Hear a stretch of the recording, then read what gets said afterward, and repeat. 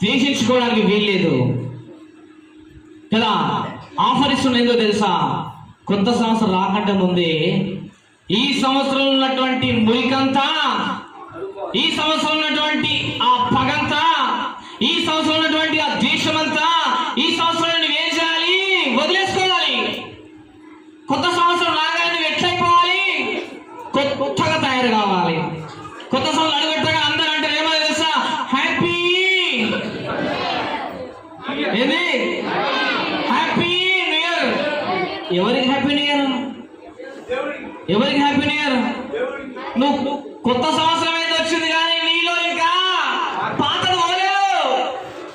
గమనించండి, పండగ పబ్బాలు వస్తే మన ఇంట్లో ఉన్న పాత సామాన్ అంతా తీసి ఏం చేస్తాము? పనికిరాని చెత్త చెదరం అంతా తీసేసి ఏం చేస్తాము? పడేస్తాం. లేకపోతే అమ్ముకుంటాం, కొనుక్కుంటూ వస్తాడు కదా. పాత కోసం అనుకుంటానికి ఏం చేస్తాము? డబ్బాలు, రేపు శిష్యాలు, ఆ డబ్బా ఈ డబ్బా ఏం చేస్తాం? పోనరా నాయన, ఇంట్లో టైట్ అయిపోయింది, నాకు సందడే ఇరిగిరికి అయిపోయిందని చెప్పి పాత డబ్బాలు అన్ని ఏం చేస్తాం తెలుసా? తీసి పడేస్తాం.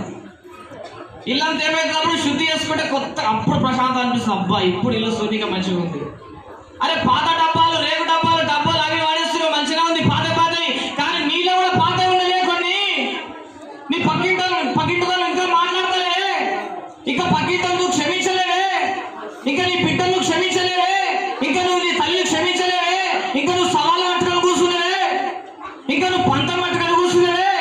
ఇంకా ఆ పాత ఎవరు తొలగించాలి బిడ్డ? ఆ పాత తొలగించడానికే ఈరోజు నీతోనే దేవుడు మాట్లాడుతున్నాడు. ఒకరినొకరు క్షమించుకోండి. హల్లెలూయా. ఏం చేయాలంట? ఒకరినొకరు మీరు ఏం చేయాలి? క్షమించుకోవాలి. క్షమించుకోకుండా నువ్వు కొత్త సంవత్సరం వచ్చినా నీలో కొత్త లేనట్టే. క్షమించుకోకుండా నీ వయసు పెరుగుతున్నా ఏమి లేనట్టే, కొత్తతనం లేనట్టే కదా. నువ్వు క్షమిస్తేనే దేవుని బిడ్డవు. గమనించండి, క్షమిస్తేనే దేవుని బిడ్డవు. క్షమించకుండా నువ్వు ఎన్ని రోజులు జీవించినా, క్షమించకుండా నువ్వు ఎన్ని రోజులు పంతం పట్టుకొని కూర్చున్నా, సవాలు చేసుకొని కూర్చున్నా కదా, దేవుని రాకడో చెప్తున్నా, నువ్వు ఎత్తబడే గుంపులోకి రావు. ఎందుకు రావో తెలుసా?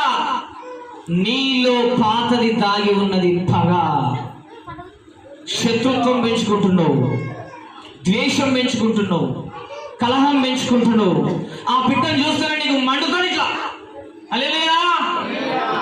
నీకు శత్రువు ఎవరైతే ఉన్నాడో వాడు దబ్బున తప్పిదా నీ పక్కన వచ్చి కూర్చున్నాడు అనుకో, బస్సులో కానీ కదా ఏండో కానీ తప్పిదా నడుచుకుంటూ ఎదురుపడ్డాడు అనుకో, వీడు వచ్చేదా నాయన, వీడు కనిపించింది కదరా పొద్దుగా ఈ మొహం చూసలేదురా నాయన.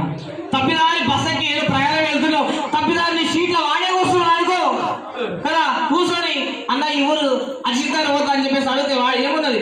నువ్వారా నాయన. హల్లెలూయా. అరే మనిషే కదా వాడు, జంతువు అయితే కాదు కదా, పులి అయితే కాదు కదా. ఎందుకు గప్సులు అడుగుతావు? శిశిక్షి అని చెప్పేసి అంటావు. అదే మళ్ళీ ఆదివారం రాగానే మళ్ళీ బైబిల్ పెట్టుకొని అందరూ సమానమైనట్టుగా కూర్చుంటావు. కానీ బయట కనిపిస్తుంది ఎట్లున్నావు, నీ ప్రవర్తన ఎట్లుంది? భక్త శత్రువులు చూస్తున్నావు, ఒక దయ్యాలు చూస్తున్నావు, ఒక సింహాలు చూస్తున్నావు, ఒక కుక్కలు చూస్తున్నావు. నా దేవుడు అంటున్నాడు బిడ్డ, నువ్వు కుక్కలు చూసినట్టు చూడకు, నాలో నువ్వు చూడు. ఆ కుక్క లాంటి మనిషి కూడా నీకు ఎట్లా తెలుసా? ప్రేమగా కనిపిస్తా ఉంటాడు. హల్లెలూయా. ఒకసారి గట్టిగా సఫలు కొడదామా? హల్లెలూయా కదా. దేవుడు అంటున్నాడు కదా, నేను మిమ్మల్ని క్షమించినట్టుగా మీరు కూడా ఏం చేయాలంట ఈరోజు? ఒకరిని ఒకరు. మీ పక్క వాళ్ళకి సెకండ్ ఇవ్వండి ఒకసారి. సారీ అని చెప్పేశారండి. ఈ సంవత్సరంలో నా వల్ల నీకు బాధ కలిగించంటే సారీ. ఈ సంవత్సరంలో నా వల్ల ఏమైనా బాధగా మాట్లాడంటే సారీ. ఈ సంవత్సరంలో నా వల్ల నేను బాధ కలిగించింటే ప్లీజ్ సారీ చెప్తున్నా. సెకండ్ ప్రేమ ఇవ్వండి. హల్లెలూయా. కొంతమంది సెకండ్ ఇస్తున్నారు. సారీ అయిపోయింది పట్ట, అది కాదు. హల్లెలూయా. మనస్ఫూర్తిగా సెకండ్ ఇవ్వండి బిడ్డ.